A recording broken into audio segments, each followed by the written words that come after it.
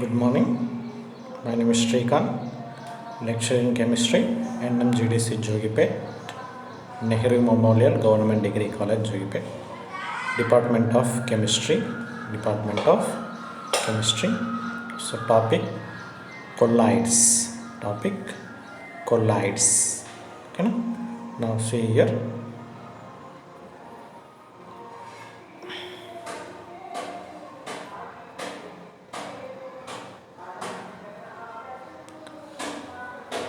So ఇది మనకు కొల్లాయిడ్స్ అనే లెసన్ ఫిజికల్ కెమిస్ట్రీలో ఉంటుంది. సో వెరీ ఇంపార్టెంట్ లెసన్ అండి ఫిజికల్ కెమిస్ట్రీలో మనకు కొల్లాయిడ్స్ అనే చాప్టర్. సో మనం ఈ కొల్లాయిడ్స్ అంటే ఏంటి అనేవి ఒకసారి చూసుకుంటే క్లియర్గా మనం. సో ఇక్కడ చూడండి, మీకు ఇక్కడ క్రిస్టలాయిడ్స్ ఉందండి. ఏ పదార్థం యొక్క ద్రావణాలైతే వృక్ష జంతు సంబంధ ప్రవేశశీలి పొరల గుండా విసరణం చెందుతాయో వాటిని స్ఫటికాభాలు క్రిస్టలాయిడ్స్ అని చెప్పేసి అంటారనమాట. సో ఏవైతే ప్రవేశశీలి పొర గుండా విసరణం చెందుతాయో వాటిని స్ఫటికాభాలు క్రిస్టలాయిడ్స్ అని చెప్పేసి అంటాం. కొల్లాయిడ్స్ అంటే ఏంటి అంటే ఏ పదార్థాల యొక్క ద్రావణాలైతే వృక్ష జంతు సంబంధ ప్రవేశశీలి పొరల గుండా విసరణం చెందలేవో వాటిని కాంజిగాపాలు అంటారు. వాటిని ఏమంటామంటే కాంజిగాబాలు అనేసి అంటామండి. ఏ పదార్థాల యొక్క ద్రావణాలు అయితే వృక్ష సంబంధ ప్రవేశశీలి పొరగుండా విసరణం చెందలేవో వాటిని కాంజిగాబాలు అని చెప్పేసి అంటాం. దాన్నే కొల్లాయిడ్స్ అంటామండి. వాటిని కొల్లాయిడ్స్, ప్రవేశశీలి పొర కూడా విసరణం చెందలేవో వాటిని కొల్లాయిడ్స్ అంటాం. ఎగ్జాంపుల్ స్టార్చ్ కానీ, జిలాటిన్ కానీ, గ్లూ కానీ, ప్రోటీన్స్ ఇవన్నీ కూడా కొల్లాయిడ్స్ కిందికి వస్తాయన్నమాట. ఓకే, తగిన పరిస్థితులను కలిగించినప్పుడు ప్రతి పదార్థం క్రిస్టలాయిడ్ గాను మరియు కొల్లాయిడ్ గాను ప్రవర్తించును. ఓకే, సో ఏదైనా సరే పదార్థాలను తగిన పరిస్థితులు కల్పించినప్పుడు ఏమవుతుందంటే అది కొల్లాయిడ్ లాగా క్రిస్టలాయిడ్గా ప్రవర్తిస్తుంది. సోడియం క్లోరైడ్ ఉంది, క్రిస్టలైడ్ ఇన్ వాటర్లో అది క్రిస్టలాయిడ్ రూపంలో ఉంటే అది బెంజిన్లో వచ్చేసరికి కొల్లాయిడ్ రూపంలో ఉంటుందండి. సోడియం క్లోరైడ్ ఏదైతే ఉందో అది వాటర్లో అయితే క్లిస్టరైడ్ రూపంలో ఉంటే బెంజిన్లోకి వచ్చేసరికి అది మనకు కొల్లాయిడ్ రూపంలో ఉంటుంది. ఓకే, నెక్స్ట్ పదార్థాలను క్రిస్టలాయిడ్ అండ్ కొల్లాయిడ్గా వర్గీకరించడానికి బదులుగా గ్రాహం కొల్లాయిడ్ల స్థితిని ప్రవేశపెట్టాడు. ఆయన ఏం చేశాడంటే కొల్లాయిడ్ యొక్క డిఫరెంట్ యొక్క స్థితి ఉంటుందని చెప్పేసి ప్రవేశపెట్టాడు. ఇక్కడ చూడండి, ద్రావణంలో కరిగి ఉన్న కణం పరిమాణాన్ని ఆధారం చేసుకొని కణం యొక్క పరిమాణాన్ని ఆధారం చేసుకొని ద్రావణాలను 3 రకాలుగా వర్గీకరించాడండి. ఓకే, సో ద్రావణంలో కరిగి ఉన్న కణం పరిమాణం ఆధారంగా ద్రావణాలను 3 రకాలుగా వర్గీకరించారు. ఒకటి true solutions, suspensions, colloids. True solutions, suspensions, colloids. ఓకేనా, సస్పెన్షన్స్ అంటే అవలంబనాలు, కొల్లాయిడ్ కాంజికావనాలు. ఓకే, కాంజికాబాలు అని చెప్పేసి అంటాం. ఎట్లా దేని పరంగా దీన్ని క్లాసిఫై చేసిండు అంటే కణం, ఆ ద్రావణంలో కరిగి ఉన్న కణం ఆధారంగా ఈ ద్రావణాలను 3 రకాలుగా వర్గీకరణ చేశారు. సో మనం ఇప్పుడు ఇక్కడ చూసుకుంటే ప్రాపర్టీస్లో సోడియం క్లోరైడ్ జల ద్రావణము, స్టార్చ్ ద్రావణము, నిజ మరియు మిశ్రమ అవక్షేపాలు, ఇప్పుడు చూసుకున్నట్టయితే కణం పరిమాణము లెస్ దెన్ 10 డిగ్రీ సెంటీగ్రేడ్ ఉంటే స్టార్చ్ ద్రావణం యొక్క కణం పరిమాణం ఎంత ఉంటుంది? 10 to 1000 యాంగ్స్ట్రామ్ ఉంటుంది. అదే మరియు నీరు ఇసుక మిశ్రమం అటు అవక్షేపాలు ఎటువంటి అంటే అవి గ్రేటర్ దెన్ 1000 యాంగ్స్ట్రామ్స్ ఉంటాయి. వాటి యొక్క కణ పరిమాణం చూసుకున్నట్టయితే ఓకే, యాంగ్స్ట్రామ్స్లలో కొలిస్తే ఈ విధంగా ఉంటుందండి. ఫిల్టరేషన్, మనము ఈ సోడియం క్లోరైడ్ ద్రావణాన్ని కానీ, స్టార్చ్ ద్రావణాన్ని కానీ, నీరు ఇసుక మిశ్రమం ఉంది కదా, వాటిని మనము ఫిల్టరేషన్ చేసినట్టయితే ఆర్డినరీ ఫిల్టర్ పేపర్లో ఈ సోడియం క్లోరైడ్ ద్రావణం అనేది ఫిల్టర్ కాదు. స్టార్చ్ ద్రావణం కూడా ఫిల్టర్ కాదు. కానీ అదే నీరు మరియు ఇసుక మిశ్రమం ఉంది కదా, ఇది పాసిబుల్ అవుతుంది. ఎందుకంటే మనకు ఆల్రెడీ తెలుసండి, మనకి ఆల్రెడీ నీరు ఇసుక మిశ్రమం అంటే మనం ఆల్రెడీ బయట చూస్తూనే ఉంటాము. సో నీరు ఇసుక మిశ్రమం మనము ఆల్రెడీ వడపోత చేస్తే ఈజీగా ఇసుక సపరేట్ అవుతుంది, ఎందుకంటే అది దాని యొక్క పరిమాణం ఎక్కువ ఉంటుంది, ఇసుక పరిమాణం పెద్దగా ఉంటుంది కాబట్టి. అదే సోడియం క్లోరైడ్ అంటే ఉప్పు నీళ్ళు ఉంటాయి, ఉప్పు నీళ్ళలో నువ్వు వడగొడితే ఉప్పు వస్తుందా సపరేట్? రాదు. నువ్వు ఆర్డినరీ ఫిల్టర్ పేపర్ తీసుకుంటే సోడియం క్లోరైడ్ ద్రావణాన్ని వడపోత చేయలేము, స్టార్చ్ ద్రావణాన్ని వడపోత చేయలేము. కానీ అదే నీరు ఇసుక మిశ్రమాన్ని వడపోత చేయవచ్చు. ఓకే. ఆల్ట్రా ఫిల్టర్ పేపర్ తీసుకున్నాం అనుకోండి, ultra filter paper sodium chloride ద్రావణాన్ని వడపోత చేయలేము, ఈ ఆల్ట్రా ఫిల్టర్ ద్రావణంతో సహా అయినా సరే. కానీ వీటిని అదే స్టార్చ్ ద్రావణాన్ని అయితే మనం వడపోత చేయొచ్చు. నీరు ఇసుక మిశ్రమం ఆటోమేటిక్గా ఈజీగా వడపోత అవుతుంది, వడపోత అవుతుంది. Next settings. No settle. ఓకేనా. సో ఇది సెటిల్ కాదు. No settle but in ultra surface settled. ఓకేనా. ఆల్ట్రా సర్ఫేస్లో ఉంటే ఇది సెటిల్ అవుతుంది. సెటిల్ డ్యూ టు గురుత్వాకర్షణ. ఇది ఏమవుతుంది అంటే ఇందులో ఉన్న కణం అనేది ఎక్కడ కూడా అవక్షేపంగా సెటిల్ కాదు. ఏది సోడియం జల ద్రావణంలో అది కరిగిపోతుంది కాబట్టి ఆటోమేటిక్గా. స్టార్చ్ ద్రావణంలో కూడా సెటిల్ కాదు, బట్ కొన్ని సిచ్యువేషన్స్లో సెటిల్ అవుతుంది. నీరు ఇసుక మిశ్రమంలో నీరు ఆటోమేటిక్గా ఇసుక సంపరేకే కిందికి వెళ్ళిపోతుందండి, గురుత్వాకర్షణ ప్రభావం వల్ల కిందికి వెళ్ళిపోతుంది, సపరేట్ అయిపోతుంది. Next visibility. ఆల్ట్రా మైక్రోస్కోప్లో కూడా ఈ కణాలు కనిపించవు. మనం నీటిలో ఉప్పును కరిగించామనుకోండి, నువ్వు ఏ మైక్రోస్కోప్ పెట్టి చూసినా నీకు నీళ్ళల్లో ఉప్పు కనిపివ్వదు. అదే మనం స్టార్చ్ ద్రావణంలోని స్టార్చ్ కణాలను చూస్తే ఆల్ట్రా మైక్రోస్కోప్లో ఇవి కనిపిస్తాయి. మనం అదే నీరు ఇసుక మిశ్రమం తీసుకున్నాం అనుకో, మనకి ఇసుక అనేది డైరెక్ట్ కనిపిస్తుంది. మనకి ఏ మైక్రోస్కోప్లో అవసరం లేదు, ఏం అవసరం లేదు, మన కళ్ళకు నేరుగా కనిపిస్తుంది. అర్థమైందండి? ఓకే. నేచర్. ఇప్పుడు నేచర్ చూసుకున్నట్టయితే, ఇప్పుడు NaCl జలద్రావణం అనుకున్నాం అనుకోండి, అందులో ఉప్పు ప్లస్ నీరు అని సపరేట్ చేయగలుగుతామా? సపరేట్ చేయలేం కదా. కాబట్టి దీని యొక్క సజాతీయం, దీనిలో ఉండే ఫేజెస్ ఒకటే ఫేజ్ ఉంటుందండి, ఇందులో ఒకటే ఫేజ్ ఉంటుంది, P=1. సజాతీయం P=1. నెక్స్ట్ అదే స్టార్చ్ ద్రావణంలోకి వచ్చేసరికి విజాతీయం P=2. సజాతీయం P=1 అయితే స్టార్చ్ ద్రావణంలో విజాతీయం P=2. ఎందుకు స్టార్చ్ ద్రావణం అంటే స్టార్చ్ ద్రావణంలో స్టార్చ్ను వేరు చేయొచ్చు, నీటిని వేరు చేయొచ్చు. స్టార్చ్ ద్రావణంలో నీటిని వేరు చేయొచ్చు, స్టార్చ్ను వేరు చేయొచ్చు. అదే నీరు ఇసుక మిశ్రమం అనుకోండి, నీరును వేరు చేయొచ్చు, ఇసుకను ఈజీగా వేరు చేయొచ్చు. కాబట్టి P=2 అవుతుంది. Okay, right. ఇవి మనకు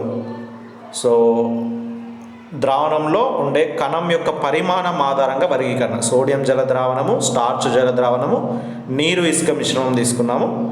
ఈ మూడింటి మిశ్రమాలను మనము వాటి యొక్క కణం పరిమాణం ఏ విధంగా ఉంది, వాటిని ఫిల్టరేషన్ ఏ విధంగా చేస్తాం, అవి ఎట్లా సెట్టింగ్ అవుతున్నాయి, ఓకేనా, ఎట్లా సెటిల్ అవుతున్నాయి, విజిబిలిటీ, నేచర్, ఇవన్నీ కూడా మనం కనిపెట్టవచ్చు. Okay. Next colloidal solutions. Colloidal ద్రావణం అనేది రెండు ప్రావస్థలను కలిగి ఉన్న విజాతీయ వ్యవస్థ.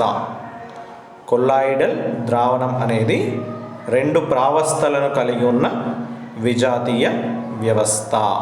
అర్థమైందండి? కొల్లాయిడల్ ద్రావణం అనేది రెండు ప్రావస్థలను కలిగి ఉన్న విజాతీయ వ్యవస్థ. విక్షిప్త ప్రావస్థ ఉంటుంది, ఓకేనా, డిస్పరేటెడ్ ఫేజ్ అని ఉంటుంది ఒకటి. Next second one dispersion medium అని ఉంటుంది. విక్షిప్త ప్రావస్థ, విక్షిప్త యానకం. కొల్లాయిడ్ సొల్యూషన్లో రెండు ప్రావస్థలు ఉంటాయి, ఒకటి విక్షిప్త ప్రావస్థ, ఒకటి విక్షిప్త యానకం. మనకి ఇక్కడ క్లియర్గా చూడండి, విక్షిప్త ప్రావస్థ అంటే ఏ పదార్థం అయితే యానకంలో విక్షేపణం చెందునో ఆ పదార్థాన్ని మనం విక్షిప్త ప్రావస్థ అంటాము. ఏ పదార్థం అయితే యానకంలో విక్షేపణం చెందునో వాటిని, ఆ పదార్థాన్ని విక్షిప్త ప్రావస్థ అనేసి. ఓకేనా. సో ఏ పదార్థం అయితే యానకంలో విక్షేపణం చెందినో ఆ పదార్థం ఏమంటామంటే విక్షిప్త ప్రావస్థ అంటాం. నెక్స్ట్ విక్షేపణ యానకం. విక్షేపణ యానకం ఏ యానకంలో అయితే విక్షేపణం జరుగుతుందో, ఏ యానకంలో అయితే విక్షేపణం జరుగుతుందో దాన్నే డిస్ప్లేషన్ మీడియం. ఓకేనా? సో డిస్ప్లేషన్ ఏ యానకంలో అయితే విక్షేపణం జరుగుతుందో దాన్నే డిస్ప్లేషన్ మీడియం అంటాం. అంటే దాన్నే సో విక్షేపణ యానకం అని చెప్తాం. విక్షేపణ యానకం అని చెప్పేసి అంటాం. ఓకేనా? రైట్. నెక్స్ట్ చూడండి ఇక్కడ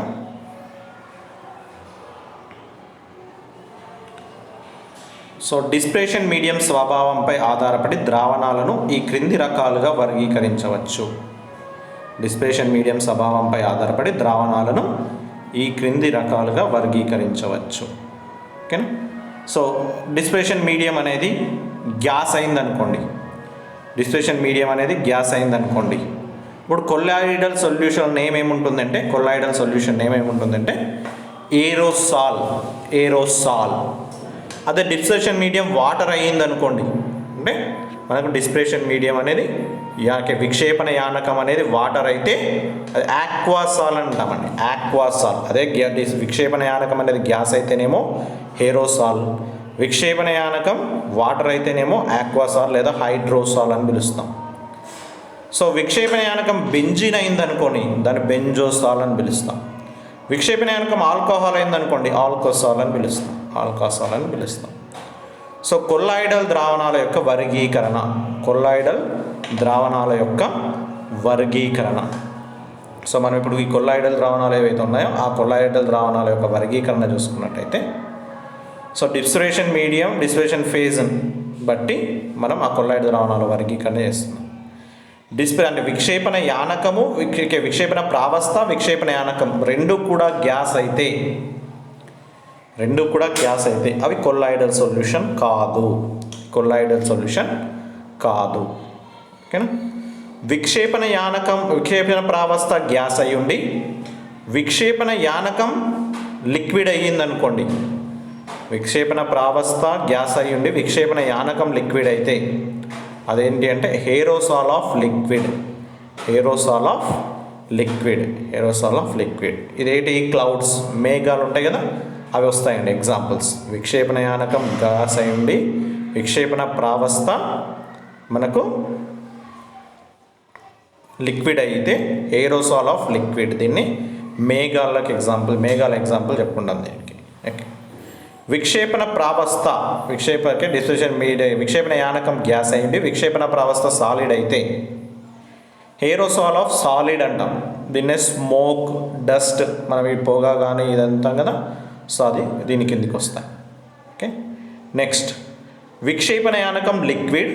విక్షేపణ యానకం అనేది లిక్విడ్ అయింది, విక్షేపణ ప్రావస్థ గ్యాస్ అయ్యింది అనుకోండి. విక్షేపణ లిక్విడ్ అయ్యింది విక్షేపణ ప్రావస్థ గ్యాస్ అయితే ఫోమ్, నురగ అండి. నురగ, ఇప్పుడు సబ్బు నురగ ఉంటుంది కదా, అది ఆ సబ్బు నురగ అటువంటివి వస్తాయి. దీన్ని సోప్ ఫామ్ అంటాం. సోప్ ఫామ్ అని చెప్పేసి అంటాం. ఓకేనా? విక్షేపణ యానకము, విక్షేపణ ప్రావస్థ రెండు కూడా లిక్విడ్ అయ్యాయి అనుకోండి. విక్షేపణ యానకము లిక్విడ్, విక్షేపణ ప్రావస్థ కూడా లిక్విడ్, రెండు కూడా లిక్విడ్ అయితే సో ఆ కొల్లాయిడల్ నేమ్ ఏంటి అంటే ఎమల్షన్స్. ఆ కొల్లాయిడల్ నేమ్ ఏంటి అంటే ఎమల్షన్స్. దీనికి ఎగ్జాంపుల్ ఏంటంటే మిల్క్ అండి. మిల్క్. ఓకేనా? పాలు. దాంట్లో విక్షేపణ యానకము, విక్షేపణ ప్రావస్థ రెండు కూడా లిక్విడ్, ద్రవ రూపంలోనే ఉంటాయి. ద్రవ రూపంలో అందులో ఉండే ప్రోటీన్స్ ద్రవ రూపంలోనే ఉంటాయి, అందులో వాటర్ ద్రవ రూపంలో, రెండు కూడా ద్రవ రూపంలో ఉంటాయి. కాబట్టి దీన్ని ఏమంటామంటే ఎమల్షన్స్ అని చెప్పేసి అంటాం. నెక్స్ట్ విక్షేపణ యానకం లిక్విడ్ అయ్యి ఉండి విక్షేపణ ప్రావస్థ సాలిడ్ అయితే, విక్షేపణ యానకం లిక్విడ్ అయ్యి ఉండి విక్షేపణ ప్రావస్థ సాలిడ్ అయితే దాన్ని సోల్స్ అంటామండి. సోల్స్. దీన్ని స్టార్చ్ సొల్యూషన్ అని చెప్పేసి అంటాం. స్టార్చ్ సొల్యూషన్, స్టార్చ్ సొల్యూషన్ అని చెప్పేసి అంటాం. నెక్స్ట్ విక్షేపణ యానకం సాలిడ్ అయ్యి ఉండి విక్షేపణ ప్రావస్థ గ్యాస్ అయితే సాలిడ్ ఫార్మ్స్. స్పాంజ్ ఉంది కదా, స్పాంజ్లో వచ్చేదే దుమ్ము రేణువులు ఉంటాయి కదా, అటువంటి. ఓకేనా? గాలి రేణువులు ఉంటాయి అవి. Solid and liquid. విక్షేపణ యానకం సాలిడ్ అయ్యి ఉండి విక్షేపణ ప్రావస్థ లిక్విడ్ అయితే, విక్షేపణ ప్రావస్థ లిక్విడ్ అయితే వాటిని జెల్స్ అంటాము. జెల్స్ అంటాం. అవి మనకు ఎగ్జాంపుల్ ఏంటంటే కర్డ్, పెరుగు వస్తుంది. ఓకేనా. నెక్స్ట్ విక్షేపణ ప్రావస్థ సాలిడ్ అయ్యండి, విక్షేపణ యానకం సాలిడ్ అయ్యండి, విక్షేపణ ప్రావస్థ సాలిడ్ అయితే దాన్ని సాలిడ్ సోల్స్ అని చెప్పేసి అంటామండి. సాలిడ్ సోల్స్ అని చెప్పేసి అంటాం. ఇది కలర్డ్ గ్లాస్ ఎగ్జాంపుల్ ఏంటంటే కలర్డ్ గ్లాస్ దీనికి ఎగ్జాంపుల్ చెప్తాం. కలర్డ్ గ్లాస్ చెప్తాం. ఓకేనా. రైట్. ఇవి మనకు డిపి మరియు డిఎం యొక్క భౌతిక ఆధారపడి క్లాసిఫికేషన్స్. ఇంపార్టెంట్ మనకి ఇక్కడ ఏంటంటే ఎమల్షన్స్ ఉన్నాయి కదా, ఎమల్షన్స్, జెల్స్. ఎమల్షన్స్లో చూసుకుంటే విక్షేపణ యానకము, విక్షేపణ ప్రావస్థ రెండు కూడా లిక్విడ్ అండి. అదే జెల్స్లో చూసుకుంటే విక్షేపణ యానకం సాలిడ్, విక్షేపణ ప్రావస్థ లిక్విడ్ అవుతుంది. ఓకేనా. ఈ విధంగా మనకు ఉంటుందండి. అదే ఎమల్షన్కి ఎగ్జాంపుల్ మిల్క్ చెప్పుకుంటే జెల్స్కి ఎగ్జాంపుల్ కర్డ్ చెప్పుకున్నాం. కానీ ఈ విక్షేపణ యానకం, విక్షేపణ ప్రావస్థల మధ్య ఆపేక్షణపై ఆధారపడి కొలాయిడ్స్ రెండు రకాలుగా చెప్పుకుంటామండి. విక్షేపణ యానకం, విక్షేపణ ప్రావస్థల యందు గల నిమిషం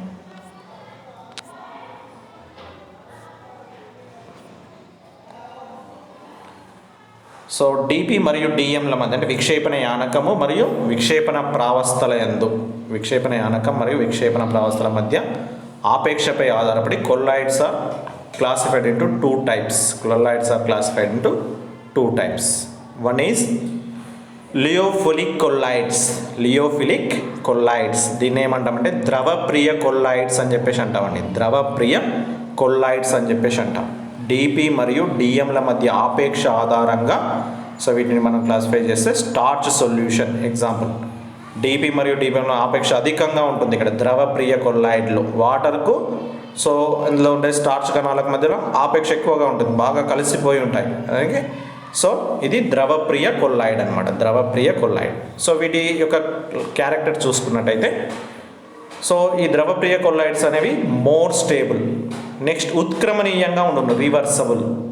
ఇప్పుడు స్టార్చ్ సొల్యూషన్ను మనము ఎండబెట్టినప్పుడు, ఇగర్చినప్పుడు ఏమవుతుందంటే మళ్ళీ స్టార్చ్ సపరేట్ అవుతుంది, వాటర్ సపరేట్ అవుతుందండి.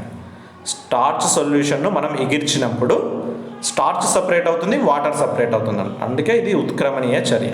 ఓకే. నెక్స్ట్ లియోఫిలిక్ కొల్లాయిడ్స్ అంటేనేమో ద్రవప్రియ కొల్లాయిడ్స్, లియోఫోబిక్ కొల్లాయిడ్స్ అంటేనేమో ద్రవ విరోధి కొల్లాయిడ్స్. డిపి మరియు డిఎంల మధ్య ఆపేక్ష తక్కువగా ఉండును. వీటిని ఏమంటామంటే గోల్డ్ సోల్ అని కూడా అంటాం. దీనికి ఎగ్జాంపుల్ గోల్డ్ సోల్ అనమాట. ఇవి తక్కువ స్థిరత్వాన్ని కలిగి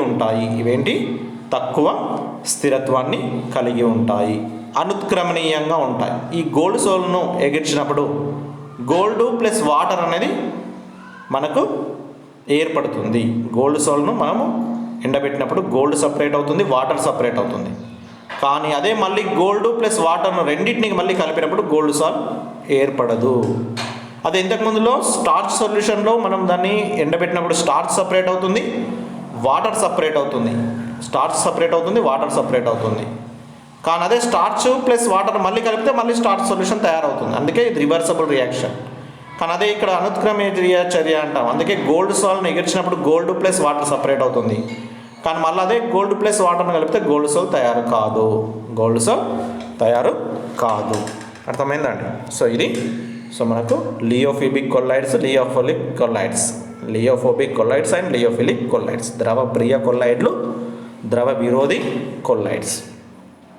differences between lyophilic and lyophobic colloids. Lyophilic colloids చూడండి. విక్షేపణ యానకం, విక్షేపణ ప్రావస్థ నేరుగా కలపడం ద్వారా వీటిని తయారు చేయవచ్చు. వీటిని డైరెక్ట్ కలిపితే తయారు చేయవచ్చు. కానీ అదే లియోఫోబిక్ కొల్లాయిడ్స్ని తయారు చేయాలంటే వీటికి సపరేట్ మెథడ్స్ కావాలి. సపరేట్ మెథడ్స్ ద్వారా వీటిని ప్రిపేర్ చేస్తాం. లియోఫిలిక్ కొల్లాయిడ్స్ అనేవి అధిక స్థిరత్వాన్ని కలిగి ఉంటాయి.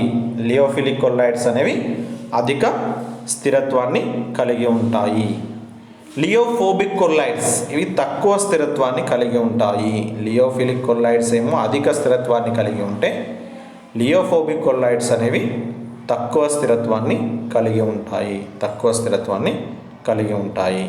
ఓకే, నెక్స్ట్ ఇవి ఉత్క్రమణీయంగా ఉండును. అంటే ఇవి మళ్ళీ ఇప్పుడు ఎగ్జాంపుల్ ఇప్పుడు చెప్పినాం కదా, స్టార్చ్ సొల్యూషన్ ఇచ్చినప్పుడు starch plus solution water separate అవుతుంది, మళ్ళీ స్టార్చ్ ప్లస్ వాటర్ను కలిపితే మళ్ళీ స్టార్చ్ సొల్యూషన్ తయారవుతుంది. కానీ అదే గోల్డ్ సోల్ ఉంది కదా, గోల్డ్ సోల్ను ఇచ్చినప్పుడు ఏమవుతుంది, గోల్డ్ ప్లస్ వాటర్ వస్తుంది, మళ్ళీ అవి రెండింటిని కలిపితే మళ్ళీ గోల్డ్ సోల్ రాదు. అది అనుత్క్రమణీయ చర్య అనమాట. సో ఇది రివర్సబుల్ రియాక్షన్, అది నాన్ రివర్సబుల్ రియాక్షన్. ఓకేనా. సో ఇది అధికంగా స్వార్థీకరణం చెందుతుంది, అంటే పూర్తిగా కలుస్తుంది అనమాట. ఇది పూర్తిగా కలవదు. ఇది టిండాల్ ప్రభావాన్ని చూపిస్తుంది. ఓకే, లియోఫిలిక్ కొల్లాయిడ్స్ టిండాల్ ప్రభావాన్ని ప్రదర్శించవు. లియోఫిలిక్ కొల్లాయిడ్స్ అనేవి టిండాల్ ప్రభావాన్ని ప్రదర్శించవు. అదే లియోఫోబిక్ కొల్లాయిడ్స్ అనేవి టిండాల్ ప్రభావాన్ని ప్రదర్శిస్తాయి. సో ఇక్కడ మనకు టిండాల్ ప్రభావం అంటే ఏంది నెక్స్ట్ ఫర్దర్ చెప్పుకుంటూ వెళ్దాము. ఓకేనా. సో ఇవి లియోఫిలిక్ కొల్లాయిడ్స్, లియోఫోబిక్ కొల్లాయిడ్స్ మధ్య భేదాలండి. విక్షేపణ యానకం విక్షేపణ ప్రవాసం డైరెక్ట్గా కలిపితే సో మనకు వచ్చేస్తాయి. అదే లియోఫోలిక్ కొల్లాయిడ్స్ ఏంటంటే సో వీటిని ప్రత్యేక పద్ధతుల్లో తయారు చేయాల్సిన అవసరం ఉంటుంది. నెక్స్ట్ లియోఫిలిక్ కొల్లాయిడ్స్ అధిక స్థిరత్వాన్ని కలిగి ఉంటాయి. లియోఫోబిక్ కొల్లాయిడ్స్ తక్కువ స్థిరత్వాన్ని కలిగి ఉంటాయి. ఓకేనా. ఇవి ఉత్క్రమణీయంగా ఉంటాయి, ఇవి అనుత్క్రమణీయంగా ఉంటాయి. నెక్స్ట్ ఇవి అధికంగా స్వార్థీకరణం చెందును, ఇవి తక్కువగా స్వార్థీకరణం చెందుతాయి. నెక్స్ట్ ఇది టిండాల్ ప్రభావాన్ని చూపిస్తుంది, ఇది టిండాల్ ప్రభావాన్ని చూపదు. ఏంటి టిండాల్ ప్రభావాన్ని చూపిస్తుంది? లియోఫిలిక్ కొల్లాయిడ్స్ అనేవి టిండాల్ ప్రభావాన్ని చూపిస్తాయి. సో లియోఫోబిక్ కొల్లాయిడ్స్ అనేవి మనకు టిండాల్ ప్రభావాన్ని ప్రదర్శిస్తాయి, ఇవి ప్రదర్శించవు. లియోఫిలిక్ ప్రదర్శించవు, ఇవి ప్రదర్శిస్తాయి. ఓకేనా, రైట్. నెక్స్ట్ చూడండి, ఇంకా ఇవి ఆల్రెడీ లియోఫిలిక్ కొల్లాయిడ్స్ను అల్ట్రా మైక్రోస్కోప్లో వీటి కణాలు కనిపించవు. అదే లియోఫోబిక్ కొల్లాయిడ్స్ కనిపిస్తాయి, ఎందుకంటే ఇవి పూర్తిగా కలిసిపోతాయి కాబట్టి. నెక్స్ట్ దీని యొక్క స్నిగ్ధత విక్షేపణ యానకం కన్నా అధికం. దీని యొక్క స్నిగ్ధత లియోఫోబిక్ కొల్లాయిడ్స్ యొక్క స్నిగ్ధత అనేది విక్షేపణ యానకానికి దాదాపు సమానంగా ఉంటుంది. నెక్స్ట్ సో దీని తలతన్యత అనేది విక్షేపణ యానకం కన్నా తక్కువగా ఉంటుంది. లియోఫిలిక్ కొల్లాయిడ్స్ యొక్క తలతన్యత అనేది విక్షేపణ యానకం కంటే తక్కువగా ఉంటుంది. విక్షేపణ యానకం యొక్క తలతన్యత కన్నా తక్కువగా ఉంటుంది. సో లియోఫోబిక్ కొల్లాయిడ్స్ యొక్క తలతన్యత విక్షేపణ యానకానికి దాదాపు సమానంగా ఉంటుంది. ఇక్కడ ఏంటి, లియోఫిలిక్ కొల్లాయిడ్స్ కణాలకు దాదాపు ఆవేశం అనేది ఉండదు. సో ఇక్కడ ఈ కణాలకు ధన మరియు రుణావేశాలు అనేవి ఉంటాయి. నెక్స్ట్ ఎలక్ట్రోలైట్ను కలిపి స్కందనం చేయడం అనేది కష్టం. ఇక్కడ ఎలక్ట్రోలైట్ను కలిపినప్పుడు సులభంగా స్కందనం చేయవచ్చు. ఇవి అన్నమాట. ఓకే. సో ఇవి లియోఫిలిక్ కొల్లాయిడ్స్ మరియు లియోఫోబిక్ కొల్లాయిడ్స్ మరియు లియోఫోబిక్ కొల్లాయిడ్స్ మధ్య భేదాలు. సో మనకు వెరీ ఇంపార్టెంట్ అండి. లియోఫిలిక్ కొల్లాయిడ్స్, లియోఫోబిక్ కొల్లాయిడ్స్ మధ్య భేదాలు అనేది వెరీ ఇంపార్టెంట్. ఒకసారి చెప్తాను చూడండి. సో విక్షేపణ యానకం, విక్షేపణ ప్రవాసాలు డైరెక్ట్గా కలిపేస్తే మనకు లియోఫిలిక్ కొల్లాయిడ్స్ తయారవుతాయి. కానీ అదే లియోఫోబిక్ కొల్లాయిడ్స్ ఆ విధంగా తయారు కావు. నెక్స్ట్ లియోఫిలిక్ కొల్లాయిడ్స్ అనేవి అధిక స్థిరత్వాన్ని కలిగి ఉంటాయి. లియోఫోబిక్ కొల్లాయిడ్స్ అనేవి తక్కువ స్థిరత్వాన్ని కలిగి ఉంటాయి. నెక్స్ట్ ఇవి ఉత్క్రమణీయ చర్యలుగా ఉంటాయి, ఇవి అనుత్క్రమణీయ చర్యలు. ఇవి టిండాల్ ప్రభావాన్ని ప్రదర్శించదు. లియోఫిలిక్ కొల్లాయిడ్స్ టిండాల్ ప్రభావాన్ని ప్రదర్శించదు. అదే లియోఫోబిక్ కొల్లాయిడ్స్ టిండాల్ ప్రభావాన్ని ప్రదర్శిస్తాయి. ఓకేనా. నెక్స్ట్ వీటిని అల్ట్రా మైక్రోస్కోప్లో చూడవచ్చు, వీటిని అల్ట్రా మైక్రోస్కోప్లో చూడలేము. ఓకే. సో ఇవి కనిపించవు. లియోఫిలిక్ కొల్లాయిడ్స్ అనేవి కనిపించవు, లియోఫోబిక్ కొల్లాయిడ్స్ అనేవి కనిపిస్తాయి. ఓకేనా. సో దీని యొక్క స్నిగ్ధత వీనికి విక్షేపణ యానకం కన్నా అధికంగా ఉంటుంది, వీటి యొక్క స్నిగ్ధత విక్షేపణ యానకం సమానంగా ఉంటుంది. సో లియోఫిలిక్ కొల్లాయిడ్స్ యొక్క తలతన్యత విక్షేపణ యానకం కన్నా తక్కువగా ఉంటుంది. లియోఫోబిక్ కొల్లాయిడ్స్ యొక్క తలతన్యత విక్షేపణ యానకం దాదాపు సమానంగా ఉంటుంది. కణాలకు దాదాపు ఆవేశం అనేది ఉండదు. ఇక్కడ కణాలకు ఆవేశం అనేది ఉంటుంది. ఓకే, ధన లేదా రుణ ఆవేశాలు ఉంటాయి. ఇవి ఎలక్ట్రోలైట్ను కలపడం అప్పుడు స్కందనం అనేది ఏర్పడడం కష్టం. ఇక్కడ ఎలక్ట్రోలైట్ను కలిపినప్పుడు సులభంగా స్కందనం చెందుతుంది. ఓకేనా, రైట్.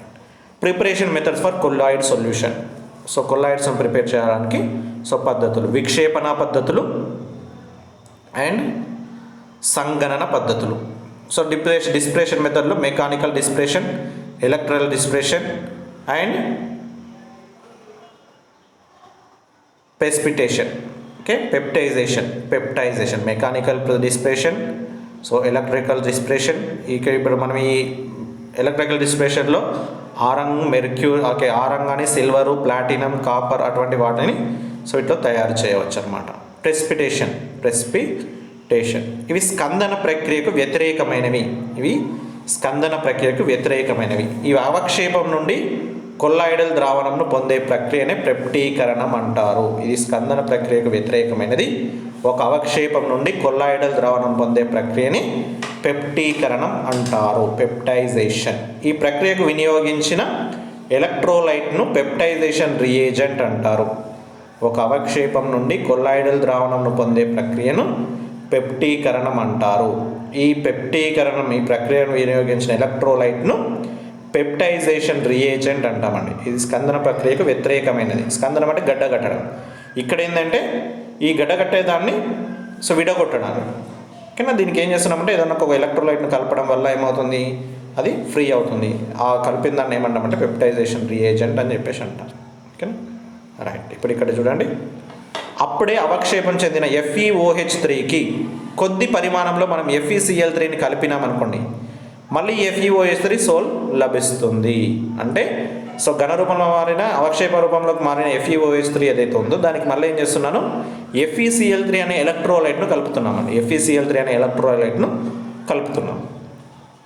FeCl3 అనే ఎలక్ట్రోలైట్ను కలిపినప్పుడు మళ్ళీ ఇదేమవుతుంది, FeOH3 సోల్గా మారుతుంది. అవునా, అంటే మనం ఈ FeCl3 అనేది ఇప్పుడు ఏంటి, పెప్టైజేషన్ రియేజెంట్గా మారుతుంది. పెప్టైజేషన్ రియేజెంట్గా మారుతుంది అన్నమాట ఇక్కడ. FeOH3 అన్న అవక్షేపం ఉంది, దానికి ఏం చేస్తున్నాను, FeCl3ని కలుపుతున్నాను. మళ్ళీ అది ఏమవుతుంది, FeOH3 సోల్గా మారుతుంది. అదేవిధంగా సిల్వర్ అయోడైడ్ ఉంది, సోల్ ఉంది. దానికి ఏం చేస్తాను, పొటాషియం అయోడైడ్ కలిపాను. మళ్ళీ పొటాషియం అయోడైడ్ కలపగానే ఈ సిల్వర్ అయోడైడ్ అవక్షేపం ఏదైతే ఉందో మళ్ళీ సోల్గా మారుతుంది. ఓకేనా, ఇది మనకు peptization. Next condensation methods. Condensation అంటే సింపుల్లోనే ఉంది, డైరెక్ట్ కలపడం, ఒకదానికొకటి కలపడం. కండెన్సేషన్ మెథడ్ అంటే ఒకదానికొకటి కలపడం.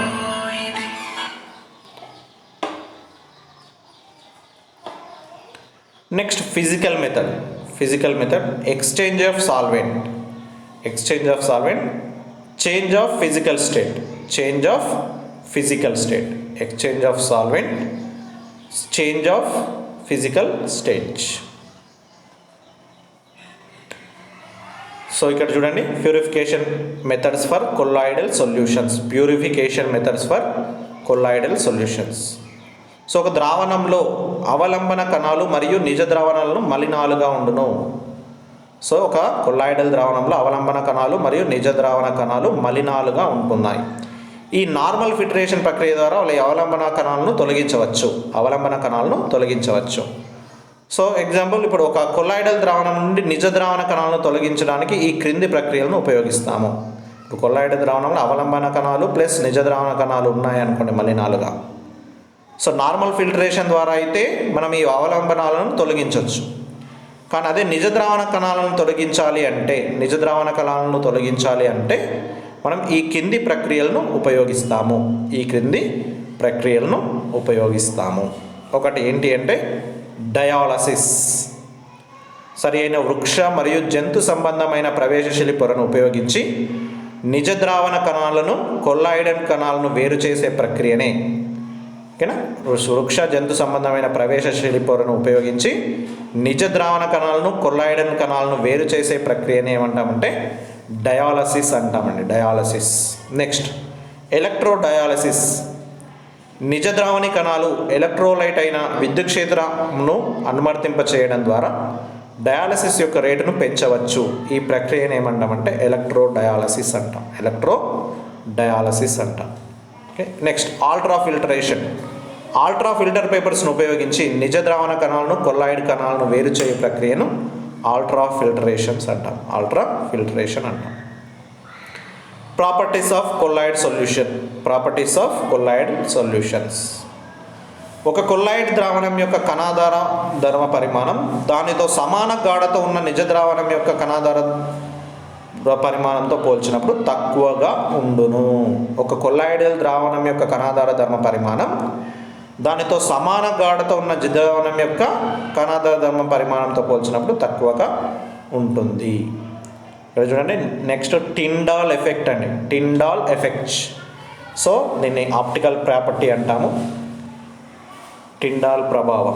ఏకవర్ణ కాంతి కిరణపుంజాన్ని కొల్లాయిడల్ ద్రావణం గుండా పంపినప్పుడు కాంతి ప్రసార దిశలోను మరియు కాంతి ప్రసార దిశకు లంబ దిశలోను ప్రకాశవంతంగా కనబడడాన్ని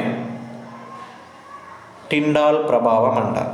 ఏకవర్ణ కాంతి పుంజాన్ని కొల్లాయిడల్ ద్రావణం గుండా పంపితే కాంతి ప్రసారం అంటే కాంతి ఏ విధంగా అయితే ప్రసారం చెందుతుందో ఆ కాంతి ప్రసార దిశలోను కాంతి ప్రసారకు లంబ దిశలోను ప్రకాశవంతంగా కనబడితే దాన్ని ఏమంటామంటే టిండాల్ ప్రభావము అంటాం. దాన్ని ఏమంటాము? టిండాల్ ప్రభావము అంటాం. టిండాల్ ప్రభావం. అర్థమైంది కదండి? సో మనం ఏదైతే వేలో పంపిస్తామో ఆ వేలో సో మనకు లైట్ మంచిగా కనిపించాలి. దానికి లంబ దిశలో కూడా లైట్ మంచిగా కనిపిస్తుంది. దాన్ని టిండాల్ ప్రభావం అంటాం. టిండాల్ ప్రభావం అంటాం. కొల్లాయిడల్ కణంపై కాంతి పరిక్షేపణం చెందడాన్ని టిండాల్ ప్రభావం అని కూడా అంటారు. కొల్లాయిడల్ కణంపై కాంతి పరిక్షేపణం చెందడాన్ని స్కాటరింగ్ చెందడాన్ని టిండాల్ ప్రభావం అని అంటారు. టిండాల్ ప్రభావాన్ని ప్రదర్శించాలంటే ఈ క్రింది నియమాలు ఉండాలి. సో విక్షేపణ ప్రావస్థ, విక్షేపణ యానకం రెండు కూడా వక్రీభవన గుణకాల మధ్య భేదం అధికంగా ఉండాలి. విక్షేపణ యానకం మరియు విక్షేపణ ప్రావస్థల మధ్య వక్రీభవన గుణకాల భేదం అనేది అత్యధికంగా ఉండాలి. నెక్స్ట్ ద్రవప్రియ కొల్లాయిడ్లు, ద్రవ విరోధి కొల్లాయిడ్ల మొలకిన. సో ద్రవప్రియ కొల్లాయిడ్లలో విక్షేపణ యానకం, విక్షేపణ ప్రావస్థల యొక్క వక్రీభవన గుణకాలు దాదాపు సమానంగా ఉంటాయి. ఓకేనా?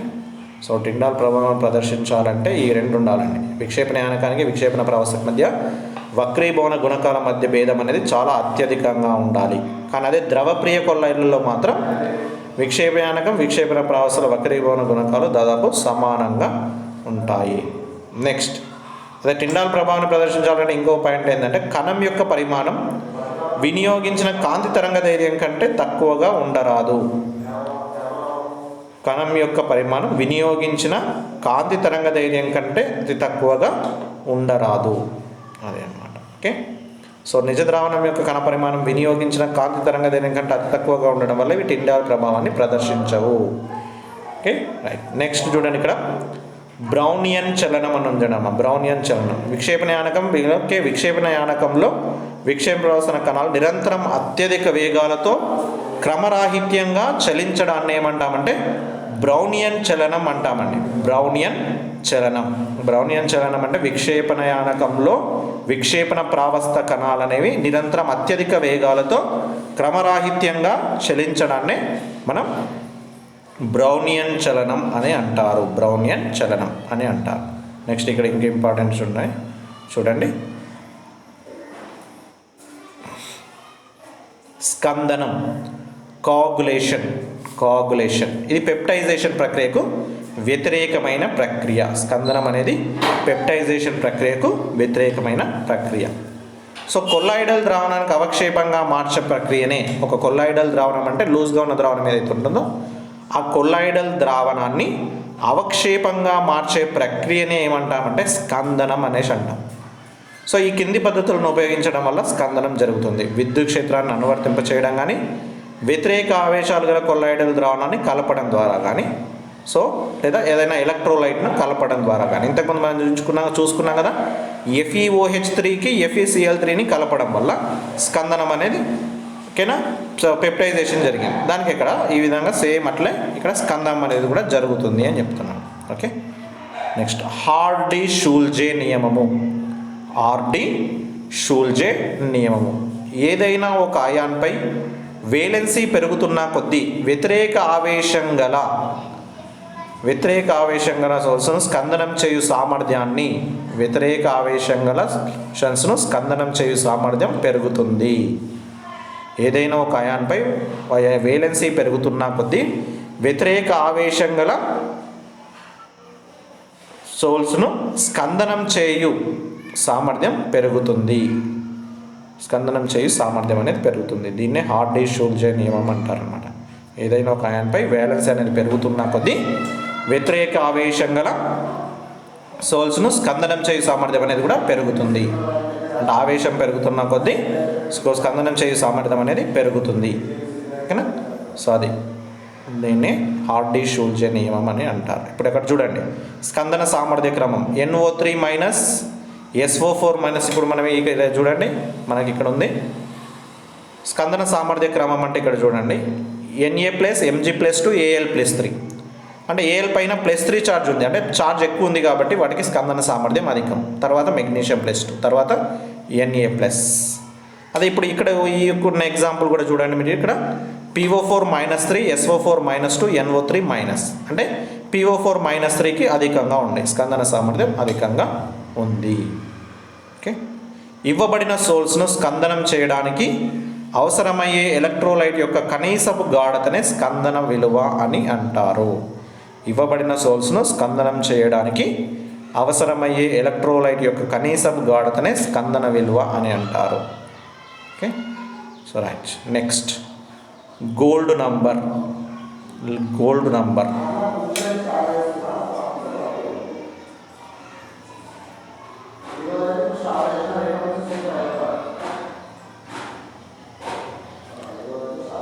సో లియోఫిలిక్ కొల్లాయిడ్స్కు లియోఫిలిక్ కొల్లాయిడ్స్ను కలిపినప్పుడు, లియోఫోబిక్ అంటే ద్రవ విరోధి కొల్లాయిడ్స్కు ద్రవ ప్రియ కొల్లాయిడ్స్ను కలిపినప్పుడు సో ద్రవ విరోధి కొల్లాయిడ్స్ యొక్క స్థిరత్వం అనేది పెరుగుతుంది. ద్రవ విరోధి కొల్లాయిడ్స్ యొక్క స్థిరత్వం అనేది పెరుగుతుంది. కనుకనే ద్రవ ప్రియ కొల్లాయిడ్స్ పరిరక్షక కొల్లాయిడ్స్ అని అంటారు. సో లియోఫోబిక్ కొల్లాయిడ్స్కు లియోఫిలిక్ కొల్లాయిడ్స్ను కలుపుతున్నామండి. ఈ లియోఫోబిక్ కొల్లాయిడ్స్ యొక్క స్థిరత్వం అనేది పెరుగుతుంది కాబట్టి ఈ లియోఫిలిక్ కొల్లాయిడ్స్నే పరిరక్షక కొల్లాయిడ్స్ అని కూడా అంటాం అనమాట. ఏమంటాం? పరిరక్షక కొల్లాయిడ్స్ అని అంటాం. ఒక లియోఫిలిక్ కొల్లాయిడ్ యొక్క పరిరక్షక సామర్థ్యాన్ని గోల్డ్ నంబర్తో వ్యక్తపరుస్తాము. మనం లియోఫోబిక్ కొల్లాయిడ్స్కు లియోఫిలిక్ కొల్లాయిడ్స్ను కలుపుతున్నామండి. లియోఫోబిక్ కొల్లాయిడ్స్కు లియోఫిలిక్ కొల్లాయిడ్స్ను కలుపుతున్నాము. దానివల్ల లియోఫోబిక్ కొల్లాయిడ్స్ యొక్క స్టెబిలిటీ పెరుగుతుంది, స్థిరత్వం పెరుగుతుంది. అందుకే ఇప్పుడు లియోఫిలిక్ కొల్లాయిడ్స్ని ఏమంటామంటే పరిరక్షక కొల్లాయిడ్స్ అని అంటాం. పరిరక్షక కొల్లాయిడ్స్. ఈ లియోఫిలిక్ కొల్లాయిడ్స్ యొక్క పరిరక్షక సామర్థ్యాన్ని మనం గోల్డ్ నంబర్తో చూపిస్తాము. ఓకేనా? ఒక 10 ml ఇవ్వబడిన గోల్డ్ సాల్ట్కు ఒక 1 ml 10% NaClను కలిపినప్పుడు, ఒక 10 ml ఇవ్వబడిన గోల్డ్ సాల్ట్కు ఒక 1 ml 10% NaClను కలిపినప్పుడు స్కందనం జరగకుండా నిరోధించడానికి కలపవలసిన పరిరక్షక కొల్లాయిడ్స్ యొక్క భారం mgలనే గోల్డ్ నంబర్ అని అంటారు. ఒక 10 ml ఇవ్వబడిన గోల్డ్ సాల్ట్కు ఒక 10 ml 10% NaClను కలిపినప్పుడు స్కందనం జరగకుండా నిరోధించడానికి కలపవలసిన పరిరక్షక కొల్లాయిడ్ యొక్క భారాన్ని mgలలో తెలుపుతాం. దాన్నే గోల్డ్ నంబర్ అనేసి అంటామండి. దాన్నే గోల్డ్ నంబర్ అంటాం. గోల్డ్ నంబర్ తగ్గుతున్న కొలది లియోఫిలిక్ కొల్లాయిడ్స్ యొక్క పరిరక్షక సామర్థ్యం పెరుగుతుంది. గోల్డ్ నంబర్ తగ్గుతున్న కొలది లియోఫిలిక్ కొల్లాయిడ్స్ యొక్క పరిరక్షక సామర్థ్యం అనేది పెరుగుతుంది. Okay, right. నెక్స్ట్ చూడండి, ఇక్కడ ఇంపార్టెంట్ టాపిక్ ఒకటి, ఎమల్షన్స్.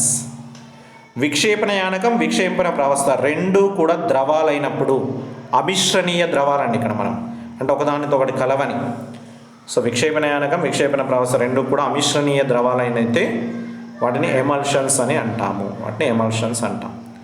ఎమల్షన్ యొక్క స్థిరత్వాన్ని పెంచడానికి కలపవలసిన పదార్థాన్ని ఎమల్సిఫైర్ కారకం అంటాం. ఎమల్షన్స్ యొక్క స్థిరత్వాన్ని పెంచడానికి కలపవలసిన కారకాన్ని ఎమల్సీకరణ కారకం అంటారు. ఒక ఎమల్షన్ ఏర్పడే ప్రక్రియను ఎమల్సిఫికేషన్ అని చెప్పేసి అంటారండి. ఒక ఎమల్షన్ ఏర్పడే ప్రక్రియను ఎమల్సిఫికేషన్ అంటారు. ఒక ఎమల్సిఫికేషన్ నుండి విక్షేపణ యానకం, విక్షేపణ కారకాలను వేరు చేసే ప్రక్రియని డీఎమల్సిఫికేషన్ అంటారు.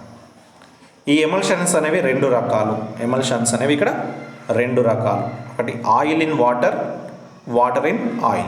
Oil in water, water in oil. ఇక్కడ విక్షేపణ ప్రావస్థ ఆయిల్ అయితే విక్షేపణ యానకం వాటర్. అది ఎగ్జాంపుల్ మిల్క్ అండి. సో వాటర్ ఇన్ ఆయిల్ అన్నప్పుడు విక్షేపణ ప్రావస్థ వాటర్, విక్షేపణ యానకం ఆయిల్. అదేంటంటే Codd liver oil. Codd liver oil. వాటర్ని కలిపినప్పుడు లేయర్స్ సపరేట్ అవుతాయి. వాటర్ని కలిపినప్పుడు లేయర్స్ సపరేట్ అవ్వవు. ఇక్కడ వాటర్ని కలిపినప్పుడు లేయర్స్ అనేవి సపరేట్ అవుతాయి. ఎక్కడ? ఆయిల్ ఇన్ వాటర్లో. ఆయిల్ని కలిపినప్పుడు లేయర్స్ అనేవి సపరేట్ అవుతాయి. ఆయిల్ని కలిపినప్పుడు లేయర్స్ అనేవి సపరేట్ అవ్వవు. సో వీటికి ఆయిల్ ఇన్ వాటర్లో విద్యుత్ వాహకత అనేది అధికంగా ఉంటుంది. వాటర్ ఇన్ ఆయిల్లో విద్యుత్ వాహకత తక్కువగా ఉంటుంది. ఓకే. Next gels. జెల్స్ విక్షేపణ ప్రావస్థ ద్రవము, విక్షేపణ యానకం ఘనం. విక్షేపణ ప్రావస్థ ద్రవము, విక్షేపణ యానకం ఘనం అయిన కొల్లాయిడల్ వ్యవస్థను జెల్స్ అని అంటారు. జెల్స్ ఏర్పడే ప్రక్రియను జెలేషన్ అని చెప్పేసి అంటారన్నమాట. ఈ జెల్స్ ఏర్పడే ప్రక్రియను జెలేషన్ అని చెప్పేసి అంటామండి. ఈ జెల్స్ అనేవి రెండు రకాలుగా ఉంటాయి. ఒకటి స్థితిస్థాపక జెల్స్, రెండోది అస్థితిస్థాపక జెల్స్. స్థితిస్థాపక జెల్స్ అంటే ఏవి అంటే స్థితిస్థాపకత అధికంగా ఉంటుంది. Example starch, gelatin. అస్థితిస్థాపక జెల్స్ అంటే ఏంటి? ఈ స్థితిస్థాపక ఉండదు. Silica gel. ఏదైనా ఒక జెల్ను కొంతకాలం నిల్వ ఉంచినట్లయితే అది దానిలో గల ద్రవాన్ని కోల్పోయి సంకోచిస్తుంది. దీన్నే syneresis and weeping of the gel అని చెప్పేసి అంటాం. వినవింగ్ ఆఫ్ జెల్స్ అని అంటాం. ఇవి మనకు జెల్స్. ఇందులో మనం మెయిన్గా ఈ డెఫినేషన్స్ ఉన్నాయి, ఇవి చూసుకోండి అండి. జెల్స్, ఎమల్షన్స్, గోల్డ్ నంబర్డ్, హార్డీ-షూల్జే నియమము, నెక్స్ట్ లియోఫిలిక్ అండ్ లియోఫోబిక్ కొల్లాయిడ్స్ మధ్య భేదాలు, లియోఫోబిక్ అండ్ లియోఫిలిక్ మధ్య భేదాలు, ఇవి చూసుకోండి. వెరీ వెరీ ఇంపార్టెంట్ మనం. ఓకే. సో ఇది మన కొల్లాయిడ్స్ టాపిక్ అండి. Thank you. So thank you very much.